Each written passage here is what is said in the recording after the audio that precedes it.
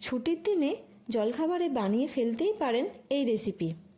এটা বানাতে 250 গ্রাম ময়দা আর নিয়ে নেব অল্প নুন, চিনি আর সাদা তেল। এরপর সব মিশ্রণ ভালো করে মিশিয়ে নিয়েছি। হাতের মধ্যে কিছুটা ময়দা নিয়ে ডেলা করলেই বোঝা যাবে ময়ান পারফেক্ট হয়েছে। এবার পরিমাণ মতো জল দিয়ে ময়দাটাকে ভালো করে মেখে লেচি কেটে নিতে হবে। এবার যাব পরবর্তী ধাপে। একটা বোল নিয়ে তার মধ্যে ডিম ফাটিয়ে পেঁয়াজ কুচি, ধনেপাতা কুচি, গাজর কুচি, লঙ্কা কুচি, একটু বিস্কুটের গুঁড়ো, নুন দিয়ে ভালো করে মিশিয়ে নিতে হবে।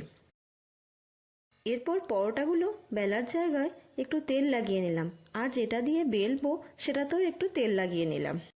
এবার একটা ডো নিয়ে ঘুরিয়ে ঘুরিয়ে পাতলা করে বেলে নিলাম। তারপর বানিয়ে রাখা মিশ্রণ দিয়ে দিলাম। চারদিক থেকে মুড়ে নিয়ে তেলে উল্টে পাল্টে ভেজে গরম গরম পরিবেশন করুন মোগলাই পরোটা।